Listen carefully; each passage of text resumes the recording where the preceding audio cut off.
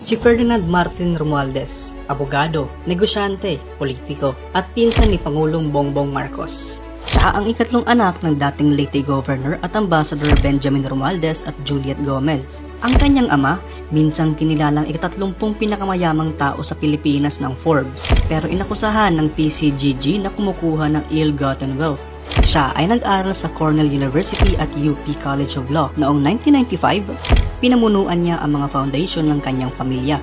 Naging direktor ng Carpa Realty at umabot bilang chairman ng Equitable PCI Bank at Pinget Corporation. At noong 2007, nagsimula siya sa politika bilang kongresista at bilang mambabatas, siya ang may akda ng batas na nagpalawak ng benepisyo para sa mga persons with disability.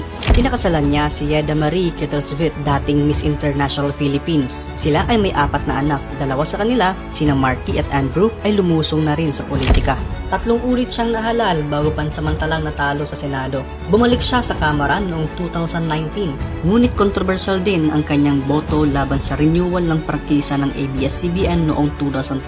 Naging majority leader at noong 2022 umangat bilang ika-28 Speaker ng House of Representatives. Sa posisyong ito, isa siya sa pinakamakapangyarihang tao sa Kongreso. Ngunit sa kanyang pamumuno, tumindi ang kontrobersya mula sa Maharlika Investment Fund hanggang sa lumalalim ng Marcos Duterte Rift hanggang sa issue ng People's Initiative o PIRMA, kung saan kinumpirma ng grupo na nakipagpulong sila kay Romualdez para sa signature drive sa charter change.